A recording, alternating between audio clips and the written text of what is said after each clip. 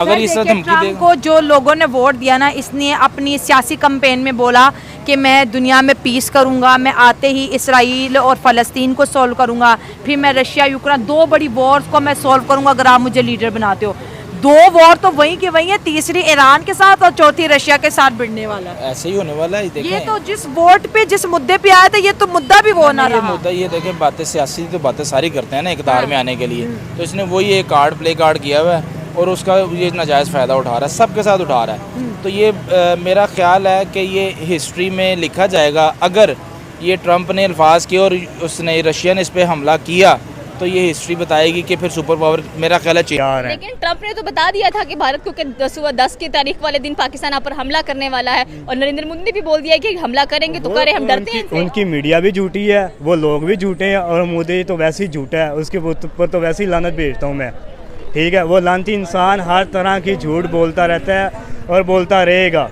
ठीक है, इंडिया को वैसे ही हौसला अफजाइयाँ दे रहा है। ठीक है, और उसकी जो आर्मी में जाके जो उसका जो कैंट का एरिया जो तबाह किया है हमारे नौजवानों ने, वो कोई हवा में ऐसी तबाह हो गया, तो वहाँ पर जाके जाकर घर में घुस के मारा है हमने। ऐसे नहीं हम मतलब यहाँ पे बैठे हैं, हमने घुस के मारा हुआ है उनको, और वो ऐसे पीछे नहीं, हाँ पीछे हट गया, घर में घुस के मार के आए हैं। तो फिर हमारे पाकिस्तान के आगे पीछे और भी मतलब देश आए हैं भाई, ये पाकिस्तान के लोग बोलते हैं, उनके साथ मैदे हो रहे हैं भाई इस टाइम, और सारे के सारे खड़े होके अब कह रहे हैं पाकिस्तान तो पाकिस्तान है भाई, पाकिस्तान के साथ पंगा नहीं लेना। क्या फर्क पड़ता है, वहाँ की आवाम मानती है ये सब चीज़? वहाँ की आवाम इंडिया की झंडे लहरा रही है, तो पता क्या बात होती है, वहाँ की बेशतर अवाम को भी उन्होंने खरीदा हुआ है, लाइक कि अपने बंदों को आगे खड़ा कर दो और झंडे लहरा दो, इसका मतलब ये है कि आपकी गवर्नमेंट हो गई। ऐसा नहीं है। पिछले दिनों जब वो नारा लगाती है ना कश्मीर की अवाम, तब वो यही लगाती है कि वो पाकिस्तान का हिस्सा बनना चाहते हैं। जब भी उन पर जुल्म होता है या कुछ भी होता है, बेसिकली बहुत सी कंट्रीज भी आवाज़ नहीं उठाती इस चीज़ को लेकर। तो मुझे लगता है कि वहाँ की रहने वाली अवाम, मुकामी अवाम ऐसा नहीं चाहती कि वो इंडिया के सपोर्ट में जाए, लेकिन ये वहाँ के जो सियासी बयानात होते हैं या सियासी रहनुमा होते हैं, वो खुद ऐसा दिखाते हैं कि यार जंग बंदी होनी चाहिए। ठीक हो गया। ये तो एक ज्यादती हो रही है, वो चाहे ख्वाह मुसलमान है या वो मुसलमान नहीं भी है, तो जंग बंदी तो नहीं होनी चाहिए। तो बड़ी एक लॉजिकल बड़ी ऑथेंटिक सी बात है। अब रहेगी बात ट्रंप की, ट्रंप को तो वैसे मेरा ख्याल हर कोई मजाक समझता है कि वो एक वाइट भालू है इस पूरे मेरा ख्याल मुल्क का, जो सुपर एशिया का क्या पूरी सुपर पावर बना हुआ है। लेकिन उसको ये नहीं पता कि उसने जिसको बात की है ना, वो भी एक दौर में सुपर पावर रहा है, और वो रशिया जो है ना, वो फिर ट्रंप को बताएगा, इसका जवाबी कार्रवाई ज़रूर देगा।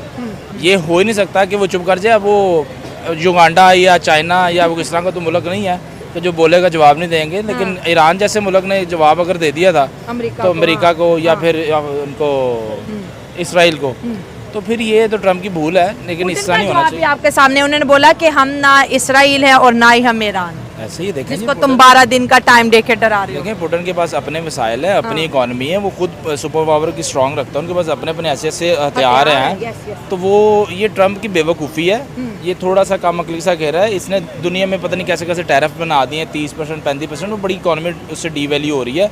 इसको खुद नहीं पता, ये सिर्फ पैसा बनाने आया हुआ। ये इसने ना अपना ट्रंप कॉइन भी लॉन्च किया, एनिमी अपनी बेगम के नाम से भी लॉन्च किया, तो उसने बड़ा पैसा ना वहीं से बनाना शुरू किया। और ये बाकी जो दुनिया को मजाक समझ रहा है, तो ये इसकी गलत फहमी है। इसको ऐसा नहीं करना चाहिए, सबके लिए सोचना चाहिए, वो कोई भी हो।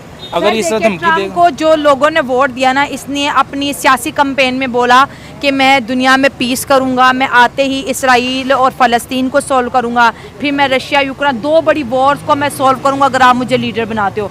2 वॉर तो वहीं की वहीं है, तीसरी ईरान के साथ और चौथी रशिया के साथ भिड़ने वाला है। ऐसे ही होने वाला है। ये तो जिस वोट पे जिस मुद्दे पे आया था, ये तो मुद्दा भी वो ना ये रहा। मुद्दा ये देखें, बातें सियासी तो बातें सारी करते हैं ना इक़्तिदार में आने के लिए, तो इसने वही एक कार्ड प्ले कार्ड किया हुआ है और उसका ये नाजायज़ फ़ायदा उठा रहा है, सबके साथ उठा रहा है। तो ये मेरा ख्याल है कि ये हिस्ट्री में लिखा जाएगा। अगर ये ट्रंप ने अल्फाज किए और उसने रशिया ने इस पर हमला किया तो ये हिस्ट्री बताएगी कि फिर सुपर पावर मेरा ख्याल है चेंज हो जाएगी इन फ्यूचर। ठीक है सर, रशिया के ब्लॉक की बात करें, देखिए जब उसके ऊपर सैंक्शन लगते हैं अमेरिका की वजह से और यूरोपियन यूनियन की वजह से, कोई से पेट्रोल नहीं खरीदेगा, तो इंडिया ने सबसे ज़्यादा पेट्रोल रशिया से लिया और फिर वो यूरोप कंट्रीज़ को बेच के सबसे बड़ा ऑयल का एक्सपोर्टर भी बना। अब ट्रम्प ने इंडिया के ऊपर भी जो है नेटो की पावर से प्रेशर डाला है कि रशिया से तेल खरीदोगे तो तुम्हारा हाल भी बहुत बुरा होगा। एक तरफ इंडिया को डरा रहे, एक तरफ रशिया, जबकि दोनों ही बेहतरीन दोस्त हैं। दोनों बेहतरीन तरीन दोस्त हैं। अब इंडिया और रशिया की बॉन्डिंग पे क्या कहते इंडिया हैं? इंडिया नहीं किसी की मानता है। इंडिया इकॉनमी बड़ी स्ट्रांग हो चुकी भी है, वो अमेरिका शहर को नहीं मानता, वो किसी खाते में नहीं लगता।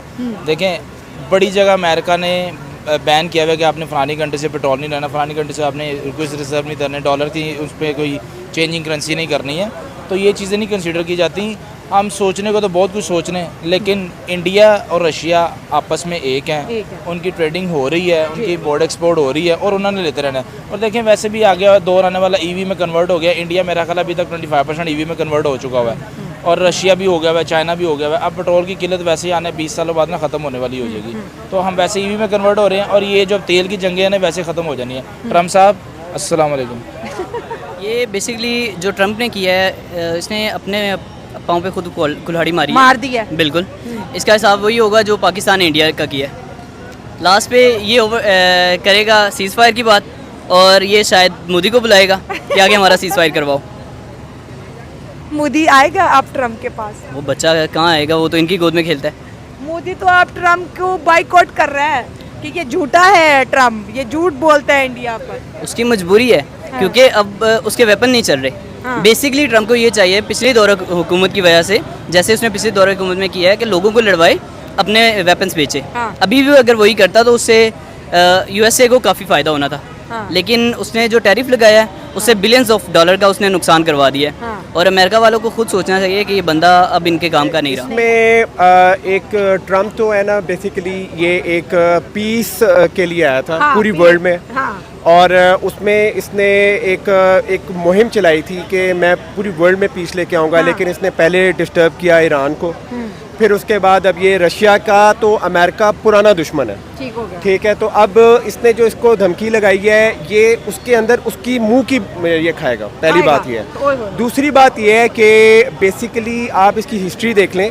जब ये ट्रम्प लास्ट टाइम इसने हुकूमत की थी, उसके बाद ये कितनी देर जेल में रहा है, कितनी देर इस बंदे ने, इसके क्रिमिनल एक्टिविटीज़ हैं, कुछ लड़कियों के इसके किस्से थे, बिजनेस फ्रॉड थे, 100 मसले थे। उन सारे मसलों को ख़त्म करके फिर दोबारा ये करप्शन करने आया, और ये वर्ल्ड लेवल पे इस वक्त करप्शन करने आया। तो इसने इसी तरीके से करना है। ये करप्ट आदमी है, ये करप्ट ही काम करेगा। और आई डोंट नो क्यों इसको यहाँ पर लोग इसको नोबेल पीस अवार्ड दे रहे हैं या क्यों कर रहे हैं।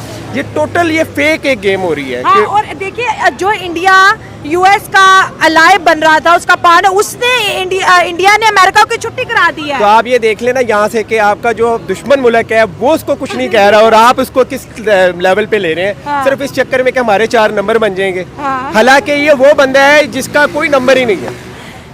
जयशंकर से पूछे ट्रम्प क्या करे, Trump is out of syllabus question. Exactly, बिल्कुल। इसका क्या जवाब दे? ये इस बंदे का तो सर पैर ही नहीं पता। देखिए, रशिया सुपर पावर खुद में है, ठीक है, और ये डिफेंस में भी अच्छी खासी कमाल रखती है। फिर इसके रशिया के जो आप देखिए, एक इंडिया के साथ भी एक बॉन्ड बड़ा स्ट्रॉन्ग है। ये इंडिया को डिफेंस देता है। जाहिर है, जब इस पे बुरा वक्त आएगा तो इंडिया भी इसको देगा। और इससे ट्रम्प की तो कोई हैसियत ही नहीं। इसने इंडिया को भी थ्रेट किया कि तुमने रशिया से तेल नहीं लेना। इंडिया कहता है मैं तो लूंगा। तो डेफिनेटली ईरान को बोलते हैं कि तुमने इसराइल पे हमला नहीं किया, ईरान कहता है मैं तो करूंगा। जी बिल्कुल है। ट्रम्प ने बिल्कुल भी सील फायर नहीं करवाया। ट्रम्प ने सबसे पहले तो पाकिस्तान वालों ने खुद जंग लड़ी है, ठीक है, और हिम्मत से लड़ी है।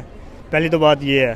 तो और सबसे पहले तो उन्होंने ट्रम्प को, मोदी को, हमने उसका मुंह तोड़ जवाब दिया था, ठीक है।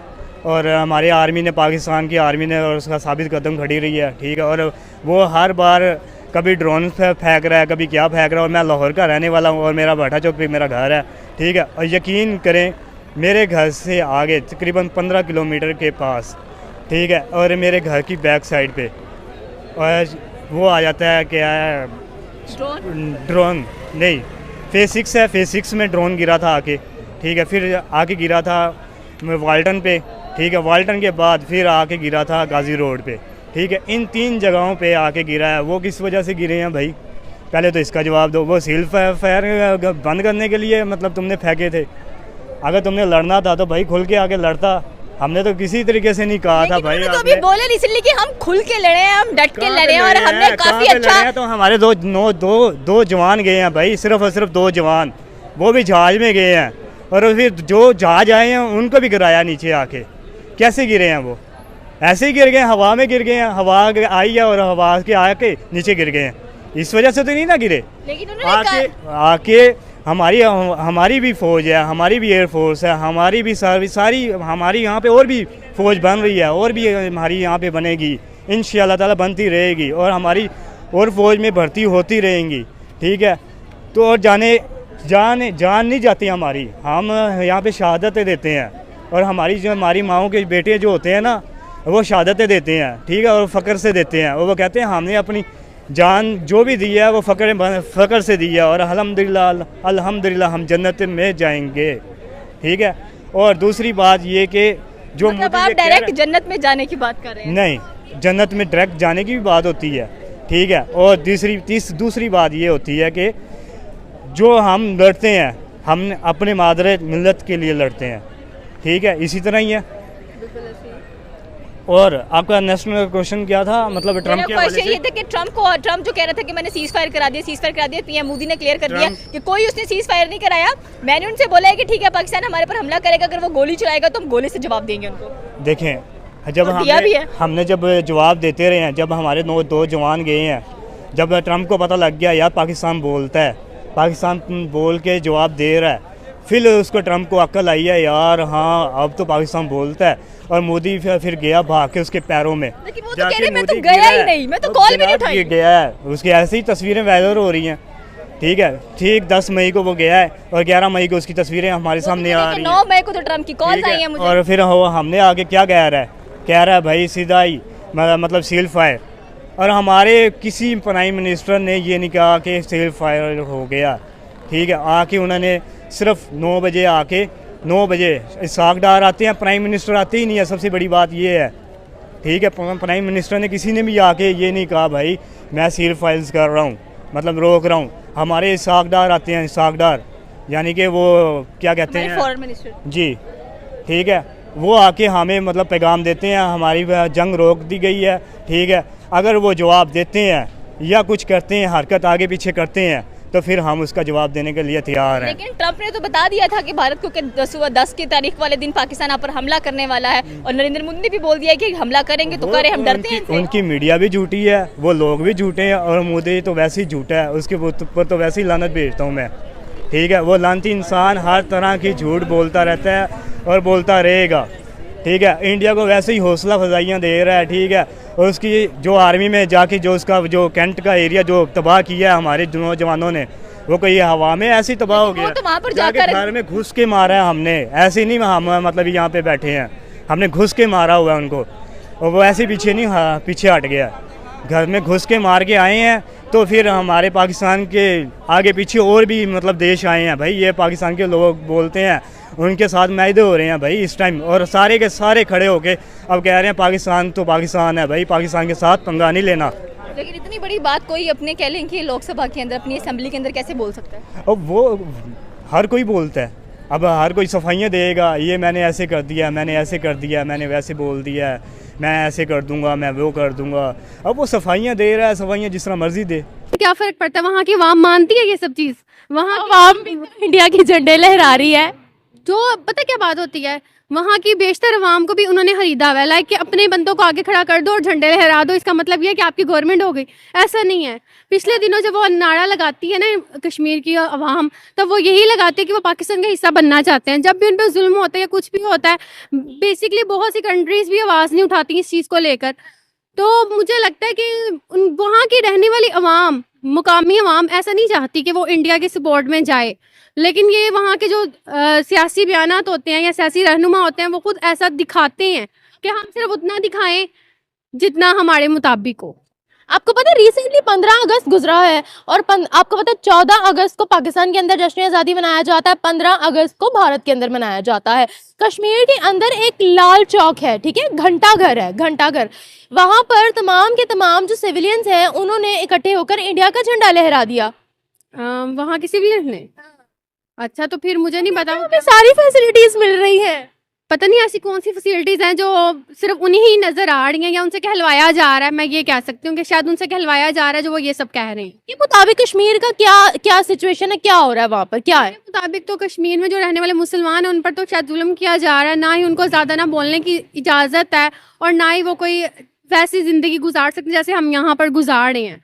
कैसी ज़िंदगी यहाँ गुजार रहे हैं? मतलब इतनी वो नहीं है कि हम पे इतनी पाबंदियां लगाई हों गवर्नमेंट ने, ऐसा नहीं है, मगर मुझे लगता है वहाँ की गवर्नमेंट ने पाबंदियां लगाई होंगी अपनी वहाँ पर। आटा जो है वो 15 से 20 रुपए किलो है। वहाँ महंगाई की बात करें तो फिर तो वो यहाँ पर सबसे ज्यादा है, उस चीज को लेकर तो कोई भी मस्जिदें भी हैं इंडिया में, इंडिया कश्मीर में मस्जिदें भी हैं, मंदिर भी हैं, मस्जिदें भी हैं, गुरुद्वारे भी हैं। आप अगर एलओसी वाली साइड पे जाते हो ना, कश्मीर वाली साइड पे, जहाँ यहाँ सामने इंडियन कश्मीर नजर आता है और यहाँ हमारा कश्मीर है, तो वहां पर आपको क्लियरली इतने बड़े बड़े स्पीकर्स मिलेंगे जहां पर आपको आजानों की आवाज क्लियरली आती है। यहाँ पर भी फिर मंदिर है। बात तो फिर ये भी हो सकती है कि यहाँ पर कौन से मंदिर नहीं है, मंदिर तो फिर यहाँ पर भी हैं। इतने हैं। अब इतना नहीं मुझे पता कितने हैं, लेकिन हैं, कराची वाली साइड पर भी हैं, ऐसा नहीं है कि यहाँ पर नहीं है।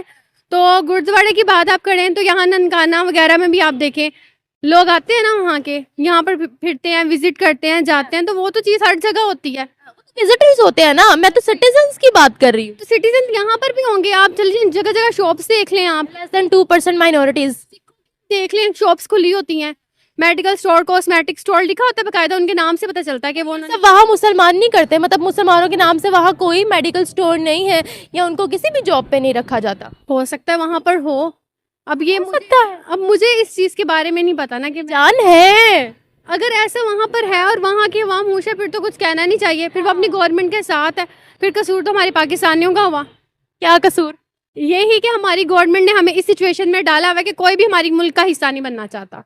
बेसिकली मैं फिर ये क्या, हमारे मुख्तलिफ इलाकों के अंदर प्रोटेस्ट चल रहे हैं, सिंध के अंदर, खैबर पख्तूनख्वा के अंदर, गिलगित बल्तिस्तान के अंदर, बिकॉज उनको फैसिलिटीज़ नहीं मिल रही, उनको दाल रोटी नहीं मिल रही, उनको बिजली नहीं मिल रही, उनको पानी नहीं मिल रहा, इसीलिए वो कह रहे हैं कि भाई हमें अलग करो। देखो अब ये कितनी बड़ी बात है जो वो बोल रहे हैं। ऐसा ही है। जब